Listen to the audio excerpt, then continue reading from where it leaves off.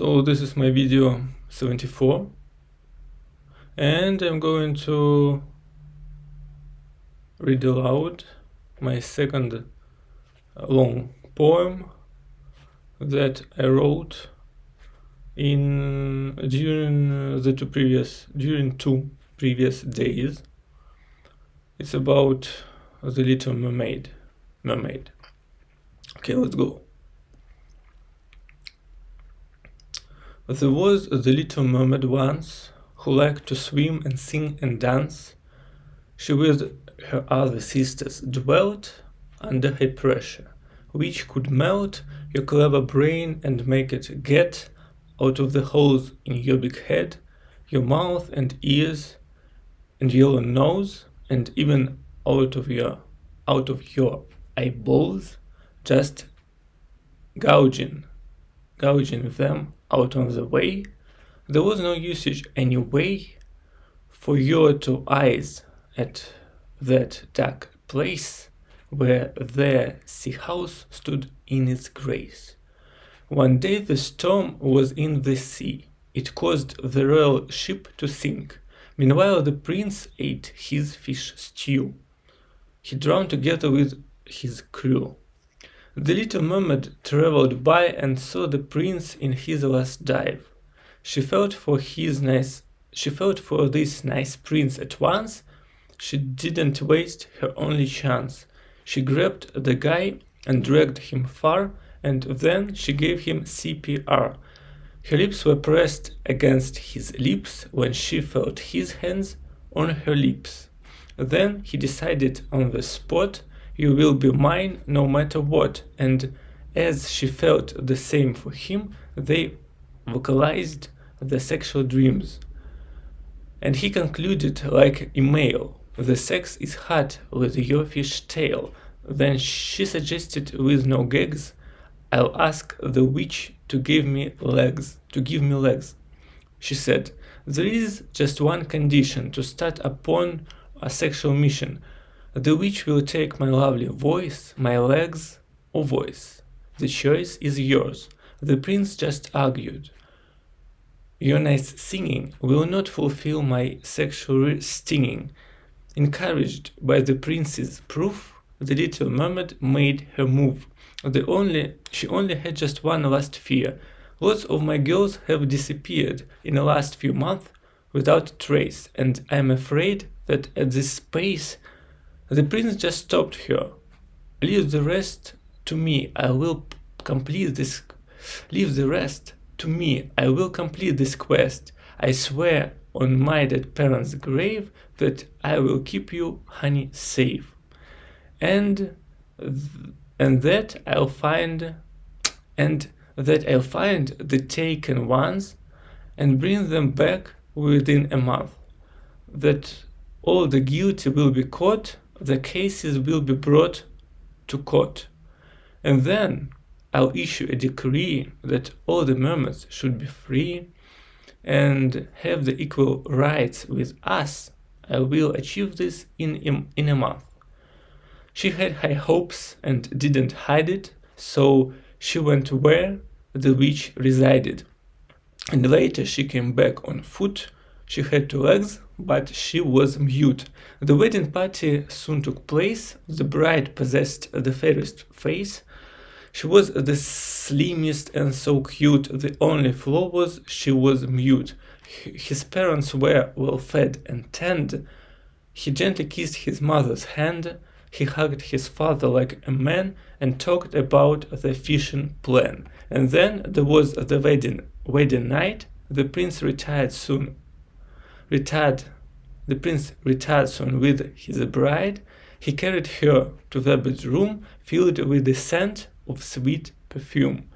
She noticed one strange-looking door.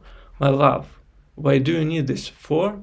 "My honey, I will show you soon, right after our honeymoon." The wedding night was just the best. Then they both had a good night rest.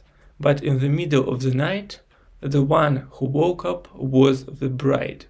She tiptoed slowly to the chest in which the keys and all the rest of other different precious things were stored so neatly by the prince. The key was really hard to find, having no light, making no sound, but finally achieved her goal. She turned the key in the keyhole. She walked into the secret room. The atmosphere was so gloom. She found the switch, turned on the light. Her lips produced the gasp of fright. Along the walls, covered with dust, there stood the dozens of the busts. They were all stuffed ones, but the worst part was the busts were of her girls. Only the human parts remained, the head and shoulders, arms and chest. The faces were as if alive. There were no souls in their still eyes. The little mermaid realized the reason for her girl's demise. Each one was taken for his joy and turned into his precious toy. She should have acted despite her dread, put back the key and went to bed, and when the moment was quite right, she'd run away with all her might. But as she ran towards the door burst open. With a roar, the prince appeared in the doorway. She had no chance. The prince appeared in the doorway. She had no chance to run away. You were too quick. You realized my little mystery that lies behind the door of this dark room. That's really sad, said her bridegroom. In case you wonder what's my deal, I'll tell you that I just don't feel a sympathy for these half fish. They are much better as a dish. They say the freshly cooked seafood is quite nutritious and it's good for my masculine power boost. I had the fish. I like the boobs. Your half-fish girls are famous for the perfect breasts. None of the whores outclasses them. Neither does porn. One look at their breasts turn me on. And now your perfect little breasts will soon be added to the rest. You know the best part of this case is I'll have your whole body grace, your legs and hips and breasts and face. They will fulfill my boring days. Imagining me and your stern in this small room just makes me burn. Yeah, I don't like the living girls. For me that is better choice. And you got right into my net, which was so really clever set. You're done. The harsh voice from the lips of our mermaid gave him creeps. What's with the voice? The prince exclaimed. I thought you gave your voice away. My queen suspected it was you who hunted all her girls. The clues were very weak, but she believed that you were easy to deceive. That's why she ordered me to change my body into hers. The rage within her wouldn't let her act the way the queen should. That's the fact. And with these words, the mermaid turned into the ugliest thing the world had ever seen, had to admit. The prince most choked on his own spit. You ugly. I had sex with you. This only thought just makes me puke. Yes, you discovered all the clues. If only your fish queen in you, but she will not, and you will die. I'll make you to regret this lie. I make you rot alive for good. I make you learn that it was rude that you became my bride. I wish I could catch all your filthy fish and peel the scales off your live species. Then I'd leave them to rotten fishes. How dare you treat us in this form? The mermaid voice was like the storm. The queen does know. For your surprise, she saw this all with her own eyes. The prince in fury looked at her, and everything became a blur. But those blue eyes deep as the sea,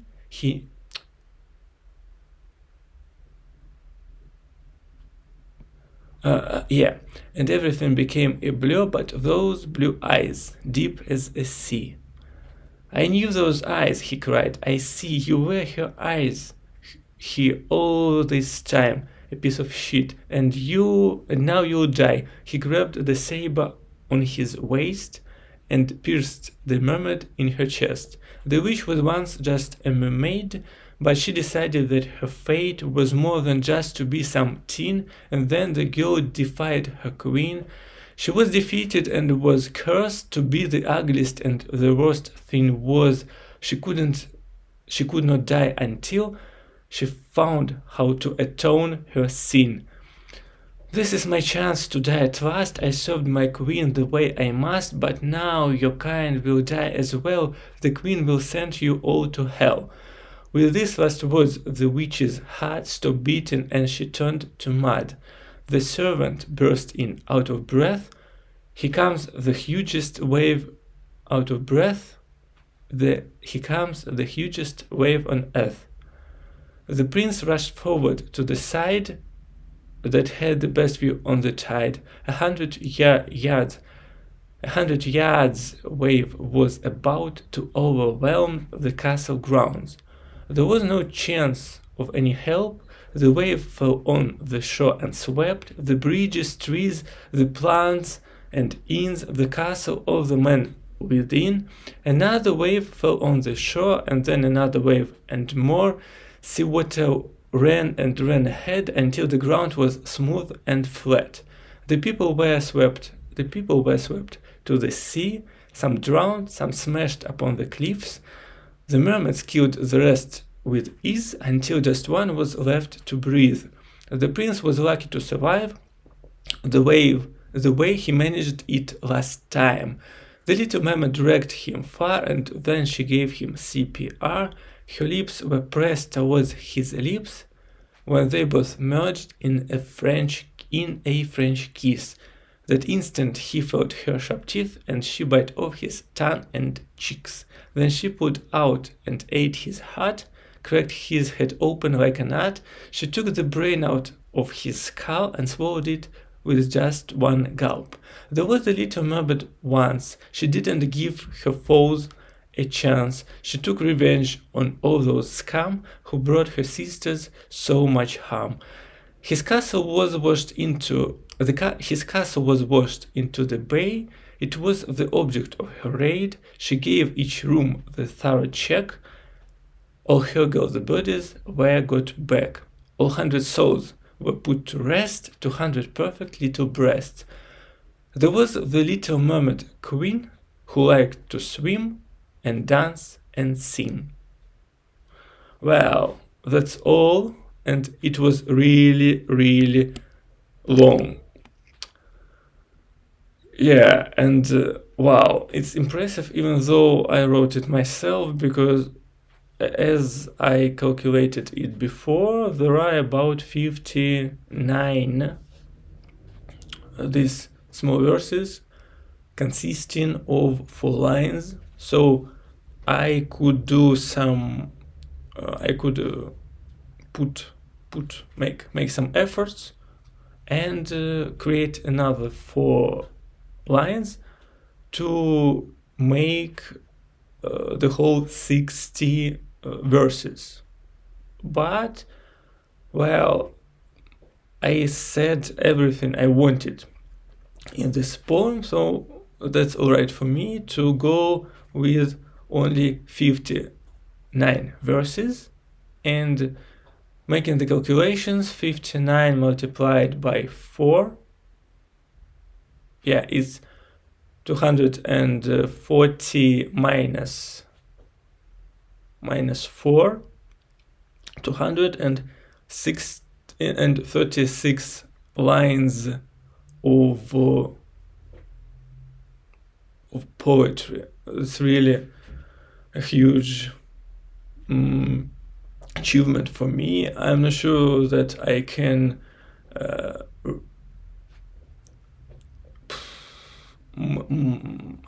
make a better poem with more lines of text and with more interesting plot, with all this kind of detective story and the fantasy and so on. Yeah, while reading through all this text, I encountered some moments where I should polish the poem, like somewhere I missed a word, somewhere the form was not correct, but in general it was really cool and it was really easy to read. Yeah. Okay, I think I'll go with continuing. Continuing solo leveling manhwa retelling, and I stopped last time at the moment when Sanjin Woo was contacted by the director, by the head of the civilian team, and this director suggested him to join his civilian team. Yeah, because this team was established to control other hunters that could be a threat to the society by themselves. And if A-level hunters could be kind of controlled, because even in this civilian team, the manager was A-level hunter. Yeah, he was. But S-level hunters were uncontrolled by anybody. Only other S-level hunters could compete with them somehow, but it was almost impossible, for two S-level hunters to kind of kill each other if they had almost the same level of power. And it was no use, because in the end they were not the friends, but they were the colleagues, and they had the common goal. They defeated monsters, and they closed the gates, and they protected the civilians. Anyway, Sanjin Woo said that he belonged to the battlefield, so he rejected this suggestion, the same way he rejected the suggestion made by the strongest hunter in Korea. And well, I thought about checking this manhwa, this part of the manhwa, to get the name of this guild, because I remember the white tiger, the white tiger, the white lion, the white tiger guild. Okay, the white tiger guild. Maybe it was the white tiger. Anyway, but I don't remember the name of this something Scarlet or something Fire guild. Anyway, so Sanjin Woo joined the raid as the porter to the A-level gate, and the first day he participated together with the team, which I think consisted at the same time consisted of the strongest hunter, which was the master of this guild, and that girl, another S-level hunter, who joined this guild 2 years ago. And they just cleared all of the cave. Yeah, they cleared all the cave from the small monsters, and the team collected the crystals while the boss slept in some part of the cave. So after they collected all the crystals, they would wake this boss, defeat him, and the gate itself would close in some time, maybe an hour or maybe less. So the purpose was not only to defeat the boss, but collect as much crystals as possible, and then they could sell these crystals out, sell these crystals away, get money to train new recruits, to get new equipment, and so on. Yeah, I remember that while the workers collected the crystals, San Jinwoo went to the place where the boss was asleep. He had the urge to wake up the boss and fight it, to check his current abilities. But at that moment, the girl, as level hunter, came. She asked what he was doing there. He said that he just lost. He was lost in these corridors, and she had some special ability, like she could not smell, I don't remember what, the power emitting by the scent emitting by the hunters, by their aura.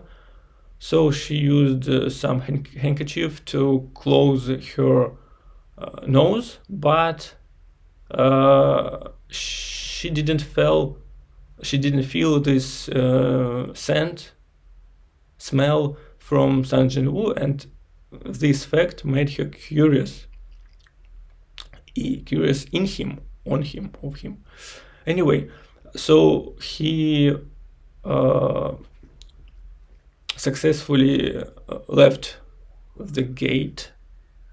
Okay, and then the next day he joined the second team. The previous day, a team with 2 S hunters, or maybe just 1 S hunter. This girl, as level hunter, the strongest team of the guild, fought against very difficult gate. But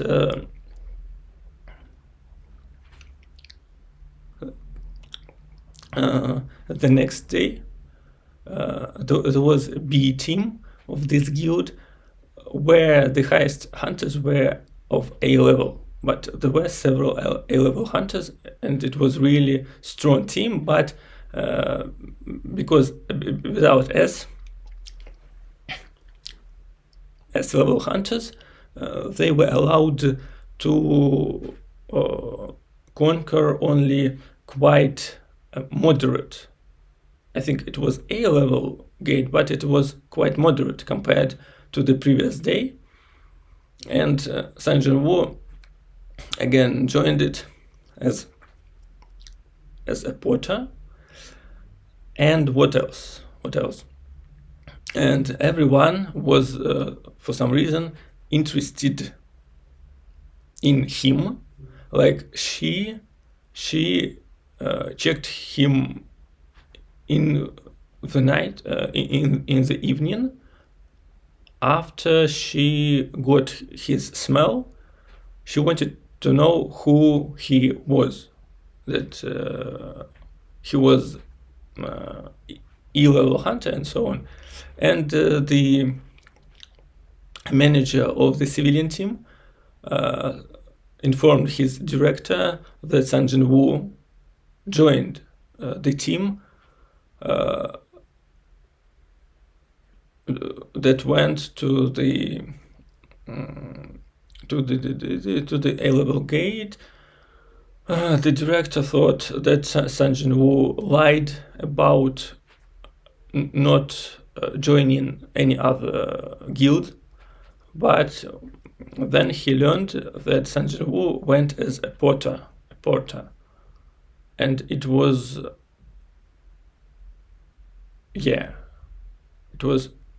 and officially he was still E-level hunter. Anyway, this S-level girl came to this gate to check on Sun Jin-woo, and later as this civilian team came, but before that they all entered the gate, and there were some like wolves or something, this type of monsters. Of course, the hunters successfully killed them, but they were surprised that this type of monsters was in almost at the entrance of the gate. And I don't know, Sun Jin-woo or someone else knew that these wolves were could be gathered in such numbers only by some stronger monsters, and soon there came several high orcs. I'm not sure whether they talked or not. I think they didn't talk, but they were really strong, and this team fought with them. They said Sun Jin-woo, who was the porter, to stay in the rear, because they should protect him, because he was just E-level, and he was the worker. He was not a hunter in this team. But these high orcs were much stronger than all the team, all the hunters on the team, and these hunters were not prepared to meet such strong enemies just in the beginning of this cave. So they had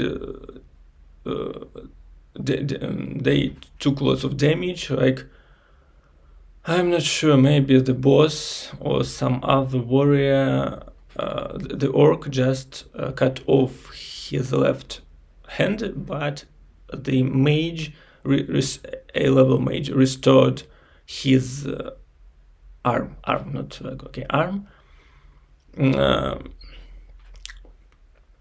and the one of the mages, girl, was almost killed by the orc, and at this moment Sun Jin-woo decided to fight, because he really didn't want to have all these people killed on his watch. So he used his camouflage skill, and he ran through the battlefield, and he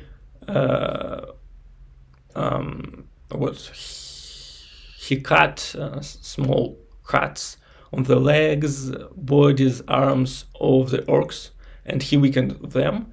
And with this, other hunters were able to defeat these orcs. And when the orc almost killed this mage girl, he used his commander touch or something, and like the telekinesis, and he tore the orc in half in the air. Another mage girl noticed that he used the camouflage skill because she was a high-level mage, but she didn't want to break his conspiracy if he himself did not want to tell them about this skill. And with this, yeah, he got some levels up, just assisting his team. And with this, the captain of the team cleverly decided to exit this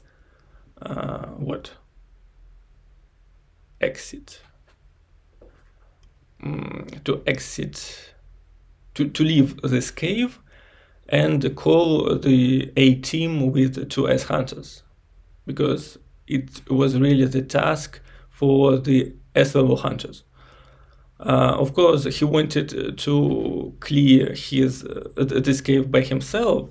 Then he could join the A team, but he decided that they almost died during this encounter with the high orcs just at the entrance of the cave. So they were about to retrieve when they found some barrier that blocked the entrance. And when 3 mages tried to destroy this barrier, it affected them very much, and they were out of order, out of action. Yeah. And then other high orcs came, and through one of them, the boss, the shaman, the boss of this cave, ordered this team to follow to the hall where they all resided. That girl who was saved when Sanjin Wu tore apart the orc, she gave him the note that contained her small will. She wanted him to give it to her family. And the captain of this team, he said that when they reach this hall, they will charge at the orc shaman and or maybe shaman orc, and they and he would be unable to fight them and hold the barrier, and hold the barrier. So Sanjin Wu would have chance to get out of this cave and call for the reinforcement, and they were not afraid to die because lots of people invested money into this raid, this adventure, and they should fight against the enemies and against the monsters till their death, because they were trained to do this.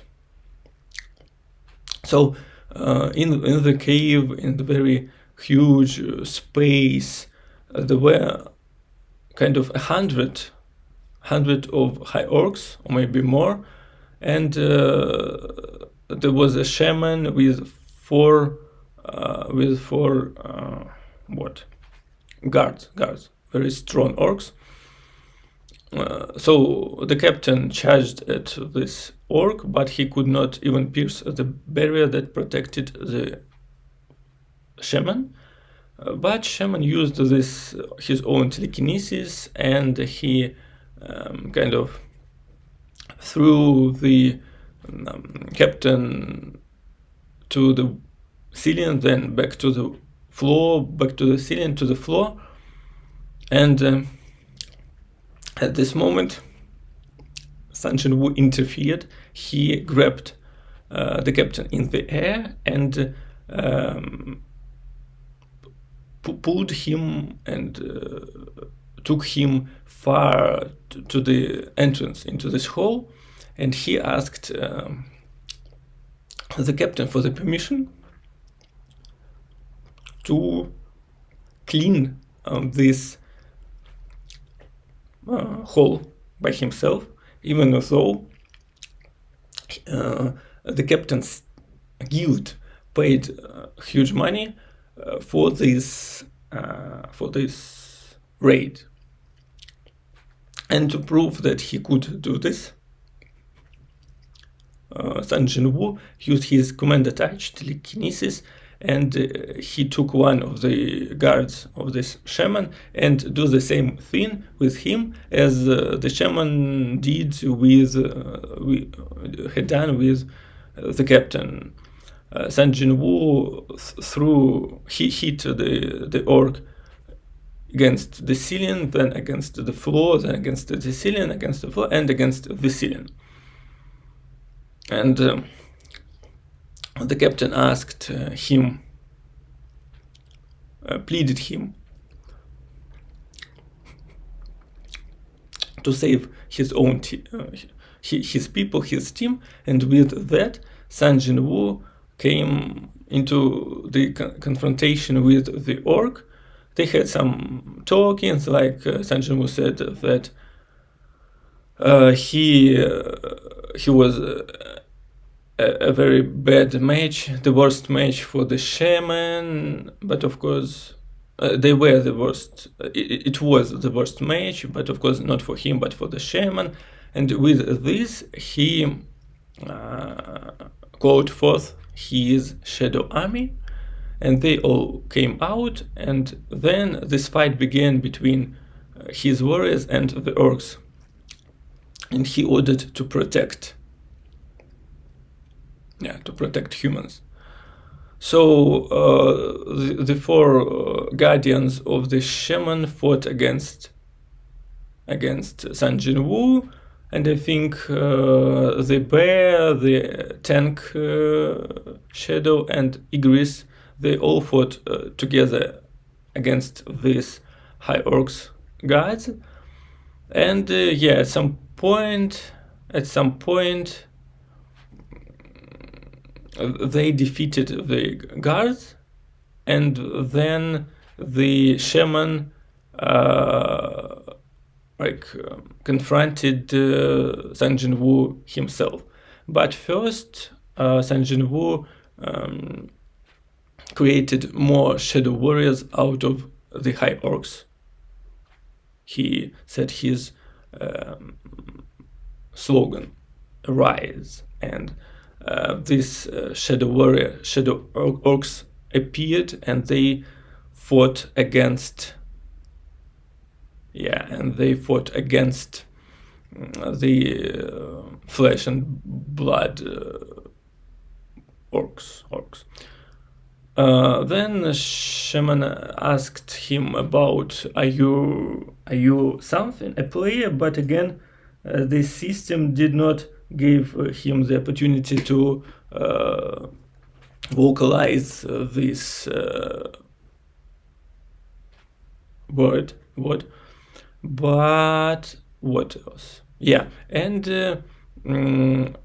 at some point, Sun Jinwoo destroyed the barrier of this shaman, and then shaman, I don't know, maybe he was huge, or maybe he became huge, and he started to fight against Sun Jinwoo. The orcs fought against the shadow army, and the mana that was needed to resurrect the shadow soldiers after they were killed was decreasing.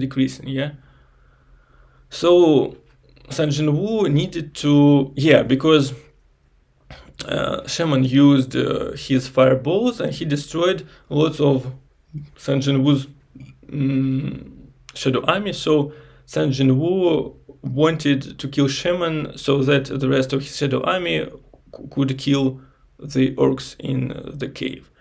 And when he started to fight, he and the bear boss, a level tank, and Igris the fighter, the knight, when they fought against this huge shaman,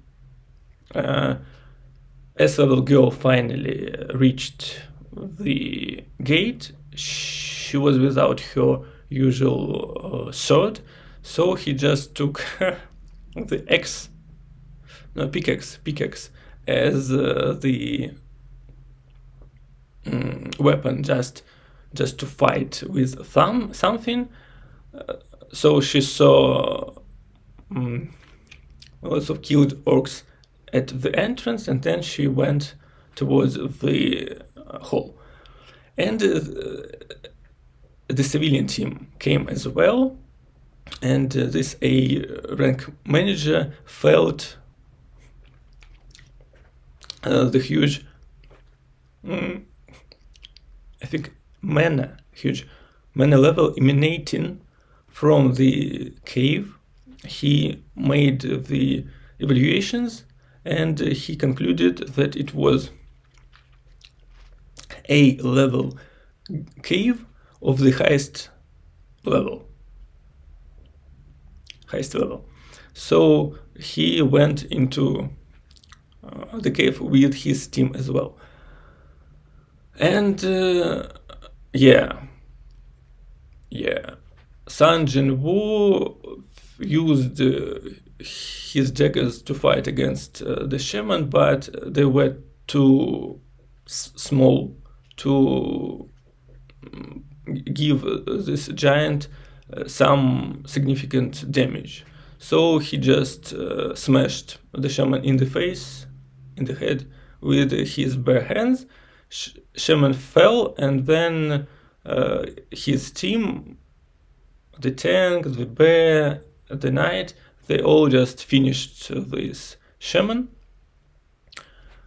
And the other shadow warriors, they killed the rest of the high orcs in this cave. After the shaman was defeated, lots of loot was appeared. Sun Jinwoo wanted to get this loot, but then he thought that this treasure belonged to this guild who paid for this gate, who paid for this raid. So he just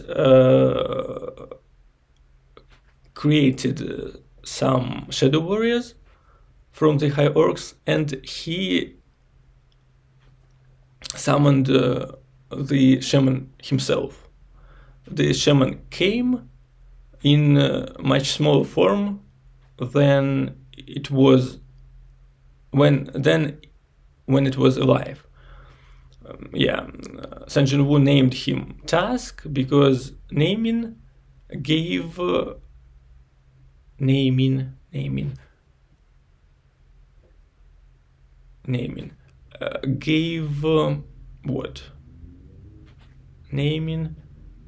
some power to the monsters of the high level, to the shadows of high level. So when he finally gathered all the shadows and cleared the cave, he just turned to this team, and he realized that first of all, he showed all his secrets to some other guys. Then this S-level girl was there, and civilian team came as well, and they all saw his abilities. He didn't know how to get out of this mess, but then the civilian team kind of protected his identity. They said that he was under the jurisdiction, and everything that was inside of this cave should remain the secret. Then the captain, who was cured by the mages, just thanked Sun Jin-woo for saving his team, and everybody thanked him, and he returned this note, the wheel, to that girl who gave it to him in the beginning of this adventure. Then what? Yeah, and then I think the next day, finally, 3 days later, the next day, Sun Jin-woo came for the re-evaluation, for the official re-evaluation. There was some celebrity guy who was, I think, B level, or maybe A level, or maybe B level guy. He wanted to create some performance out of this his evaluation, but the masters of the White Tiger Guild and the strongest Fire Guild, Scarlet Guild, they came, and the head of the civilian team, they all came, not for him, but for Sun Jin-woo. There was not very interesting talking about why Sun Jin-woo was allowed into this re-evaluation center, and so on and so on. But they didn't re-evaluate him. They just checked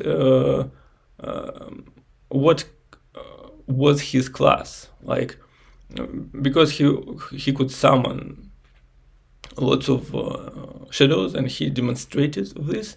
He was assigned to be a mage class, but he also had the strong fighter abilities and strong assassin abilities because of his agility and so on. So after this official re-evaluation, when he was posted on the official site as being S rank hunter, he accidentally went through the same door through which he came in. The White Hunter, the White Tiger Master warned him not to go there, but he just opened the door, and all the reporters who were there started to take photos of him and so on. So the masters of the guilds came out. Again, this White Tiger guy suggested to go inside, but Sun Jin-woo just vanished and appeared near his car at the parking lot. So the White Tiger guy got the feeling that Sun Jin-woo became much stronger after that encounter with him when he got out of the Red Gate. So White Tiger guy deduced that Sun Jin-woo could level up, because no one else could change his level, but he became stronger all the time. Well, and that's all. The best part just finished. Then Sun Jin-woo stayed at his room, at his apartment with his sister. He never gave interview to anybody, so the reporters didn't like him. And then the next arc started when the team from Japan of S-level hunters, and other hunters came, and together they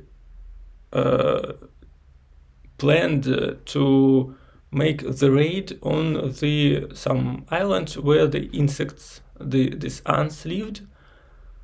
Because these ants evolved and they could fly, so they were the threat for every country now, and for South Korea, for Japan, for China. So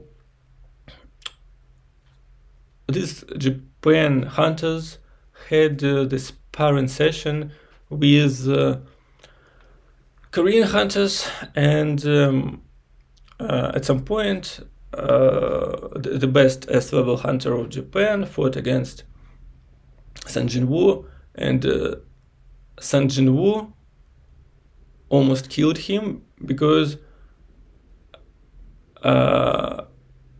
he registered the murder intent from this S-level Japanese hunter, and Sun Jin-woo was afraid that system would order him to kill this Japan hunter as the threat to his life. Anyway, the fight was broken down by other hunters, and Sun Jin-woo decided not to join the raid. And then there was the raid when they successfully landed on the island. They fought against lots of insects, ants inside. I think they killed the queen, and they were kind of quite successful with their raid until the moment when the strongest talking ant appeared. He killed the S-level healer on the team. He injured this S-level girl, and then he just walked away out of the cave to find the strongest hunter, whom he called the king, because he wanted to fight against the king. There he easily killed the S-level Japanese hunter, and then he was on his way back to the cave.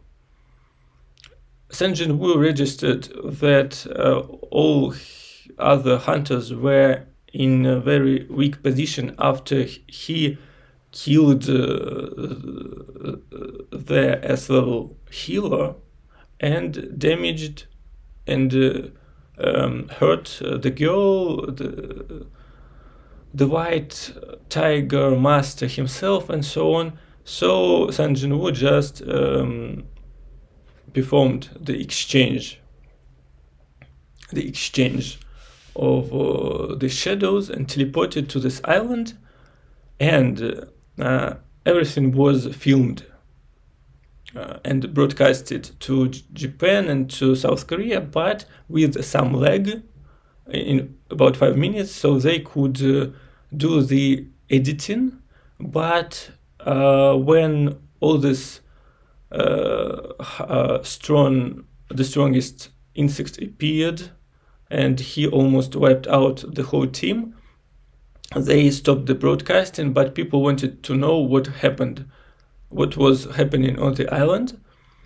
So they just started the live broadcast, and everyone saw what Sun Jin-woo was able of. So he fought against this strongest ant. Then he again erased lots of killed ants. They joined his army. He summoned the tank, the bear, the shaman. He said he ordered the shaman to protect the humans, otherwise he would never summon him again. And yeah, they successfully fought against the army of the ants, but Sun Jinwoo fought against the insect himself. First, he defeated this insect in the fight of strength, and then he caught him in the fight of flight, and then he killed him. The girl was very bad. He could not really save her with his potions. He could not. Oh yeah, I finished this.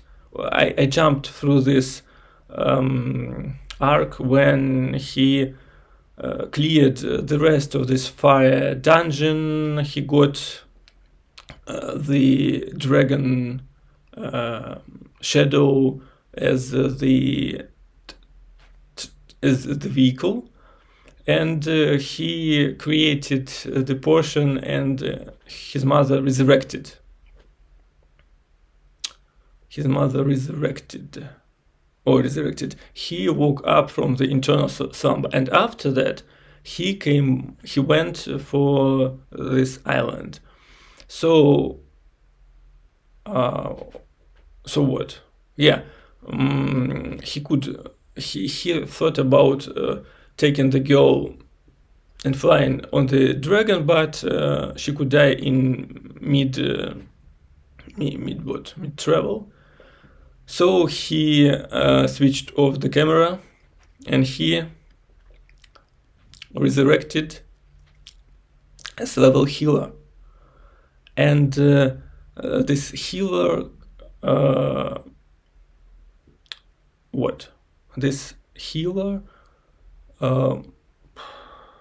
cured the girl by himself without even being asked by Sun Jinwoo.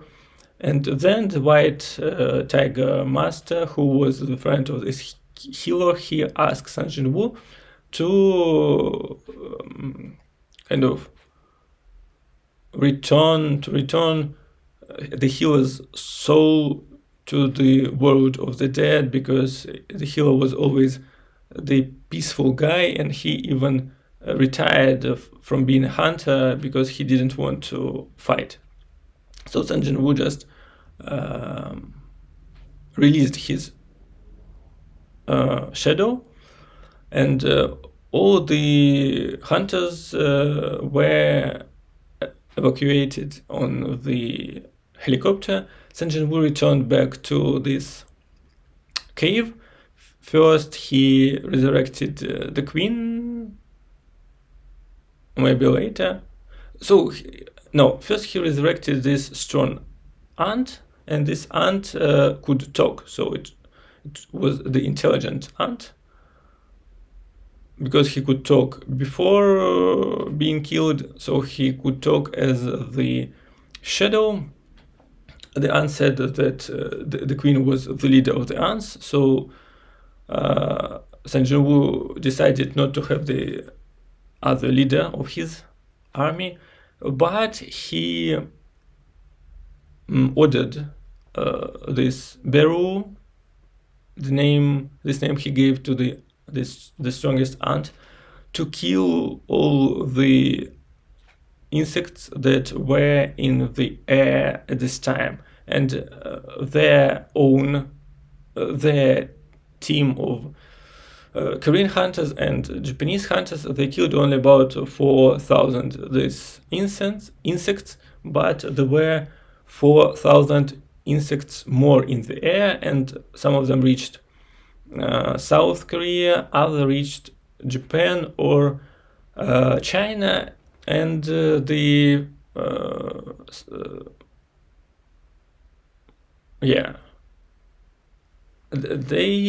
these insects could be killed by the ordinary weapons. So this special fleet fired at these insects, and lots of them were killed. And then the Chinese as well hunter killed lots of insects that reached the shores of China. And Beru, the strongest ant, which was now the shadow, he killed lots of ants that were almost at the shores of South Korea. And again, in the manhwa, the author showed that this guy with one hand, the swordsman, and this girl, Bahila, who retired, they were all mobilized, and they were not sure whether they could kill all these ants, but then they saw that something moved very fast. They could not recognize what it was, but this something killed all the ants in the air, and for the next 3, maybe 4 days, all the hunters of South Korea killed the rest of the ants. Yeah, and then there was this memorable day where about 60 hunters who were killed during all this raid, where maybe 30 hunters killed, 60 hunters injured. They were all buried, and San Jinwu was the main news around the world. And there were lots of haters who thought that if he had joined the raid from the beginning, there wouldn't have been so many losses. Anyway, he didn't pay attention to them. He just talked to the manager of the civilian team, to head of the civilian team. Yeah, and after this, the Americans contacted him because they wanted to get him to the grounds the way they got that S-level hunter whose brother was killed by San Jinwu, and who wanted to kill San Jinwu himself. And I think that all the stuff that I described during this the last 2 sessions will be in the next 20 episodes of the second season of Solo Leveling series, and they will stop after maybe this memorial stuff, or for sure they will stop after the raid on this insects island. Yeah, and the rest of the stuff about the experience with S-level gate in Japan, about fighting the national level hunter in America, and again about fighting all the patriarchs around the world. This stuff will be what? The material for the third and maybe for the fourth, if it will be the fourth season of Solo Leveling series.